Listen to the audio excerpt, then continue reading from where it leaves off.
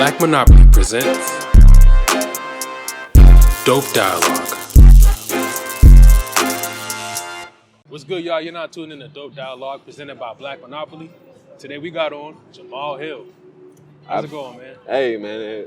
Blessed by the best, as they say. They're calling me Mr. Wonderful these days. Doing great, man. Excited to be here with you. Smoke, excited to be here with you, too. So let's jump right into it. Yes, sir. Could you give the listeners a little bit of background or, where you come from and, just a little bit about what makes you you? Absolutely. Pretty much the embodiment of the American dream at this point in time. A black man that's swimming at the highest level in the world and has created a foundation to empower other black and brown children around the world to learn how to swim and open up similar opportunities. Dope. So, where are you from? Inglewood, California, man. Born and raised. This is my city. Smooth. Yes, sir. Smooth. So, you're a Paralympic swimmer. Yes, sir. Could you give a little bit about, what is Paralympics? Absolutely. That's a great question. So, the governing body is called the United States Olympic and Paralympic Committee. It's the USOPC. That's the acronym. Headquarters in Colorado. Right, so all of your favorite athletes from Michael Phelps to Justin Gatlin, this is the organization that represents them right now. The Paralympics is for the greatest athletes in the world that are experiencing some physical or cognitive handicap. Some, I guess I don't know if it's PC, but disability. Gotcha. Right. So what qualifies me to be a part of the Paralympics is at the age of 10, I was diagnosed with a type of neuropathy that left me temporarily paralyzed. So 10-year-old boy in a hospital bed for weeks, not able to do anything but run my mouth and move my head back and forth, my legs, my arms, fully incapacitated. When I recovered from that condition, I was left with neuropathy that pretty much leaves the area from my kneecaps to the soles of my feet at 0% nerve capacity. So it feels like I'm walking on my knees. And then from my elbow to my fingertips, I'm working with about 30% nerve capacity. So as we were setting up here and I'm dropping the microphone and things like that, that's pretty standard for me. Things slip out of my hands except for the money. I never let Smooth. Can't let the money slip. Can't let it slip. Slip right into my pocket, maybe. That's about it. For sure. Yes, sir. So given that you had this, disability. Yeah. So how do you... what led you to pursue something as strenuous on your body as being an athlete, especially a pro athlete? Yeah, absolutely. That's a great question, brother. I got to tell you, I love challenges. I've always enjoyed what's the most challenging, most difficult thing I can do. That's where I want to be. That's where I want people to see me because I'm important and I just have that level of respect for myself and the things that I go after. I want the best, and if the best was easy, well, everybody would do it, right? So, sure. There's a lot of reward that comes with that. And I think that's really grounded in my parents, in my upbringing. From, day one at 10 years old when I was initially dealing with this neuropathy, the narrative was always, we don't make excuses, right? We have challenges, but still there's nothing that you can't put your mind to and go accomplish. You can go play baseball, you can play basketball, you can swim, you can... how does it go? You can be the president of the United States. There's absolutely no limits. And so they didn't allow anyone else to put limits on me. And that was super, super formative just in my self-confidence and belief. Got you. Yes, sir. Could you share a couple of those things that made you or helped you be super formative? Because Yeah. I'm pretty sure, everybody, we're human, so we have our own mental limitations and our own doubts. Sir. What helps you, not limit yourself in that way, especially mentally? Yeah, absolutely. One thing that my parents said to me when I was a kid stuck with me for life was, no matter how good you are right now, if you continue to practice this skill, can't tell you that you'll ever be better than anybody else, but you will 100% be better than you are today. Sure. Right? So no matter what that skill is, no matter what challenge you're facing with it, if you continue to apply yourself and practice towards it, you're going to be better than you are today. Sure. That's a guarantee. That's just how it all starts, man. Even when I think about, stories like Kobe Bryant, right? When he was a kid, he sucked, right? He's like, sure. I just needed to know that my dad loved me and that it would be okay. And then I just built out this plan. This year I'm going to work on this. This year I'm going to work on this. And before he knew it, he had springboarded to this height that he really hadn't imagined yet. Gotcha. And I think that's just kind of how the process goes for anyone who goes ahead and sets themselves upon that path. And, and the illustrious words of, Reginald Lewis or Nipsey Hussle, it's like, we just don't quit. For sure. We just don't stop no matter what. That's the name of the game. Smooth. Yes, sir. So speaking of not quitting. Yes, sir. You put in the work enough to make it to the Olympics. To be competing in the Olympics. Absolutely. Which is dope, man. Congrats, yes, sir. first of all. I appreciate it. I still got to listen. The work still needs to be done. For sure. I'll have an opportunity to officially make my first Paralympic team next month, actually. Dope. So we believe in you, man. We're gonna amen manifest to that. But hey, For listen, sure. brother. For sure. So, what's required to get there in terms of the people around you, the resources? Yeah. Because a lot of people don't know. The first number one, there's a stereotype that black people don't swim. Yeah. And it takes resources to build. Yes, sir. The pathway to compete in those areas. Yes, sir. So what goes into building the team around you in terms of people and also resources? Absolutely. I think first and foremost, just goes to say, like, everybody's going to have a different path and journey, right? Sure. The second thing would be to say, you got to start where you are with what you have, right? So those are the two big things. Sure. Where you are with what you have, and everybody's going to have a different path. So for me, that path looked like having a really strong supportive parent base, having a really strong system in that. When I decided to go be a pro swimmer, it was 2016. I'm a junior in college, completely unknown, completely unranked. I called home. I'm like, hey, look, I'm trying to make the Olympics by 2020. I'm dropping out. I got to go find the best coach in the world, and I got to go do that. I just happen to have a support system that was like, you've shown us this and this, like, we just believe. So, you know what I'm saying? That took a lot. That's an uncommon experience. For sure. And then even from there, especially in the age of entrepreneurship, which is a blessing, I'm so glad to be living in this age, the myth of the solopreneur, right? That you can just like pull yourself all the way up by your bootstraps. I think it's inaccurate in entrepreneurship, and I think it's inaccurate in anything you're trying to do. So as an athlete, a big resource that I had to go and find was a coach. I had to find the right coach. I had been swimming for over a decade, and I still hadn't found that right person, that business partner. You know what I'm saying? That Phil Jackson to my Michael Jordan, that Bob Bowman to the Mr. Miyagi to my Karate Kid, if you will, Sure. So times, tribulations, being coachable, being open, I ended up finding it, and she was an Asian woman, right? Which is, about just as much of an anomaly as a black man in higher level swimming, an Asian woman coaching higher level swimming. Sure. So that's a big resource. We talk about pool space. From when I moved back home in 2016, man, I'm living in Inglewood. That first year, I was driving 15 miles to USC every day to train. And then ever since 2017, I've been driving 30 miles every day to Pasadena and Burbank to train daily. So they're definitely for the youth. I think there are more community programs, there are YMCAs and things like that. But ultimately, there just comes a point where you decide what you want. And wherever the pieces are that can help you achieve that goal, that's where you go ahead and make yourself available to be. So for me, that's 60 miles a daily on the tank, minimum. Sure. And it's obviously it's reaped, a massive, rewards and things like that, putting that investment in. So I think those are the primary resources. You got to have a coach. You got to have facilities to train in. And you just got to have this belief and faith in yourself and in God and the universe and whatever and all evers that whatever you need will come into fruition as long as you do what you can with what you have. Got you. Yes, sir. So speaking of putting that investment in yourself in terms of time and energy, you also mentioned earlier that, you don't fumble the bag. Yeah. So we know, in this world or this matrix that we live in, yes, sir. It takes money to continue and also to make more money. Absolutely. So what things do you do and put in place to make sure that you can continue pursuing your career and not having to worry about those financial aspects? That's a great question, man. I think one of my favorite quotes is, good choices come from experience, and most experience comes from bad choices.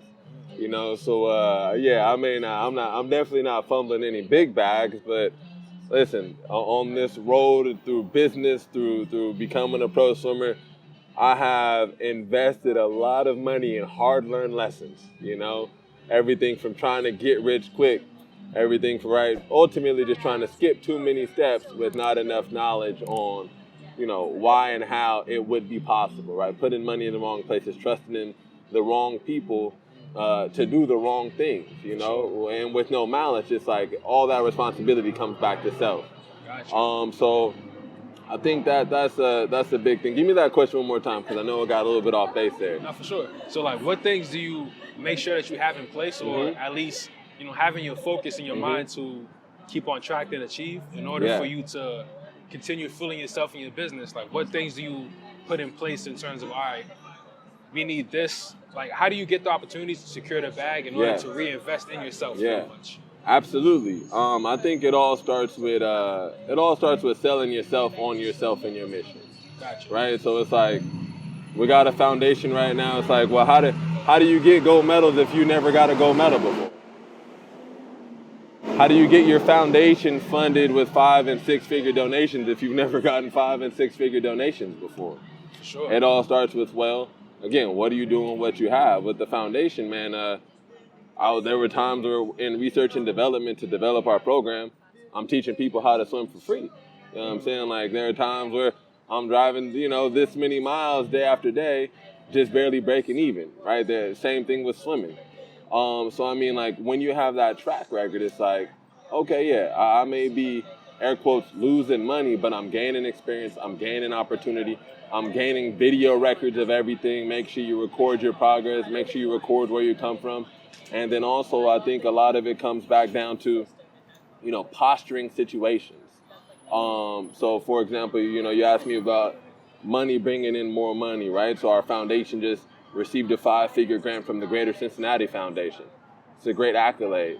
Immediately what I did is they sent us a small check, because that's what goes into the bank. Immediately what I did is I went online and I ordered a giant check. I went and ordered a giant check. I took my team downtown. We stood outside of a building. The first person to walk by with a clean looking suit, and I said, hey, come over here, take a picture with us real quick. Shake my hand. Boom, that's a photo. So now when that's up on our site and we're going to see other funders, guess what they see?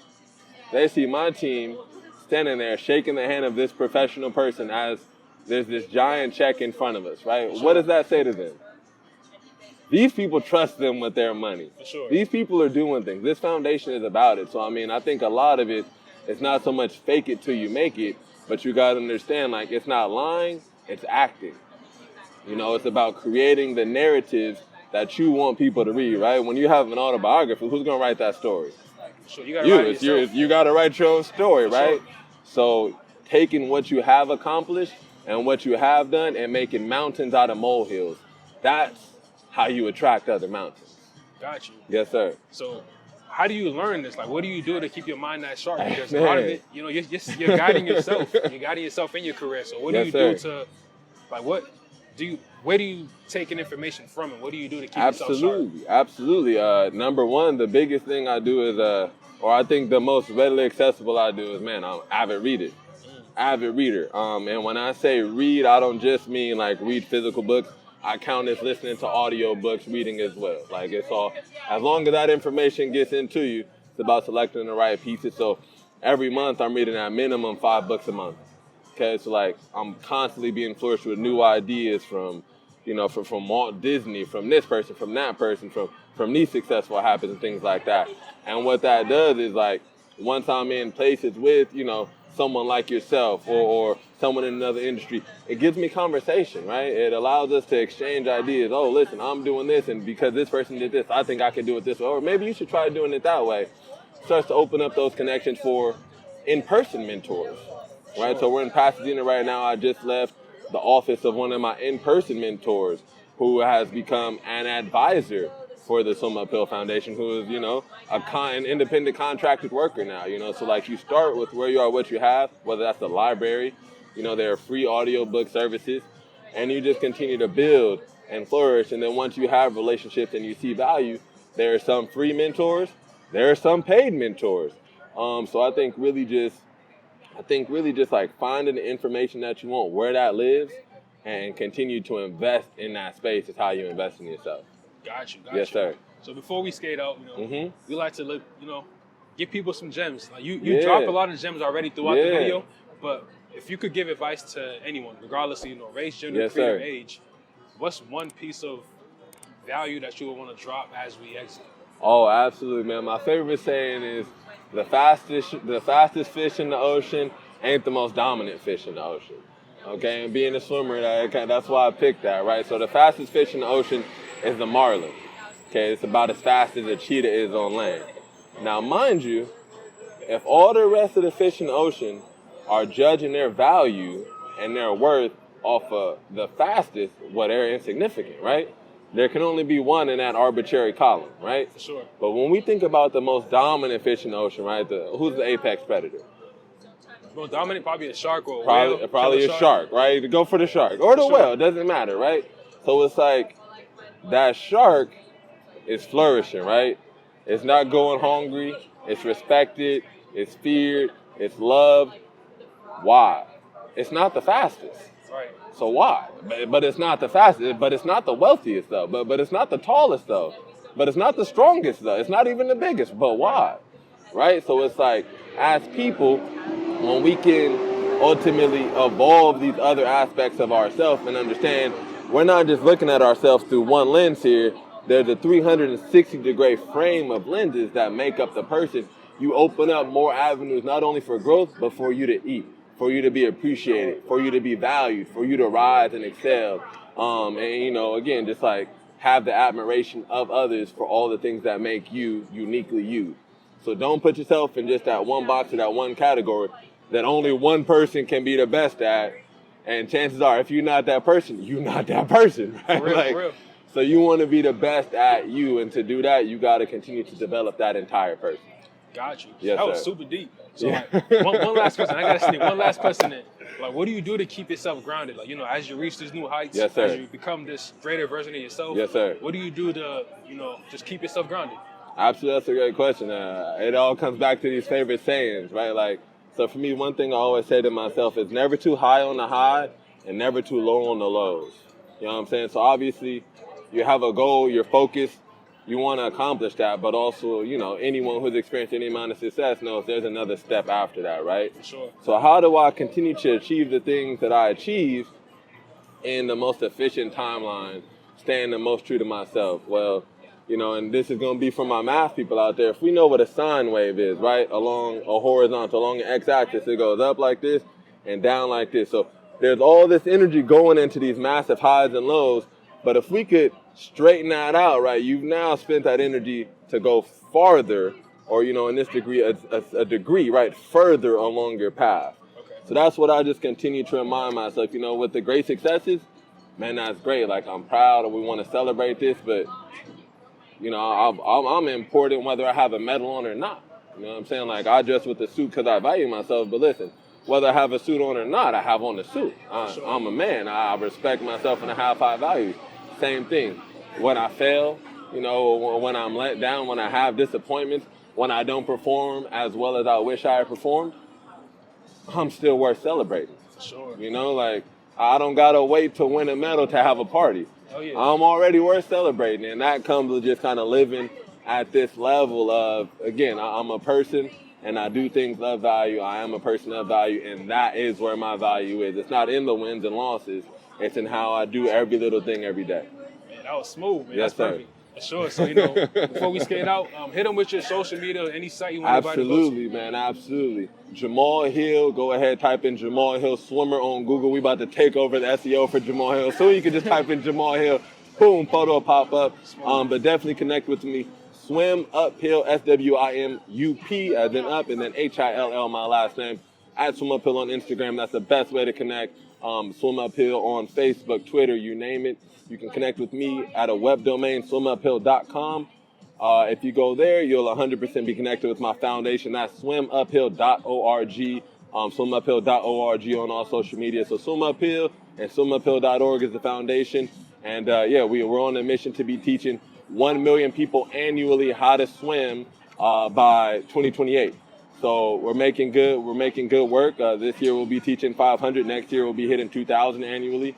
And we just landed a big partnership. So by 2023, we'll already be at 32,000 annually on a fast track to $1 million annually. So just making a difference where it counts, man. Yeah, so let's get connected. BlxckMonopoly is the place to be. Really appreciate the time today, sir, to share my story. And thank you, brother. Nah, thank you as well, man. Thank you for being present. Thank you for giving us your time and your energy. Yes, sir. Appreciate it. Absolutely, man. Sure, Absolutely, man. And with that, no dialogue. BlxckMonopoly, we out. There we go. Excellent. Appreciate it. Yes, sir. Yes, sir.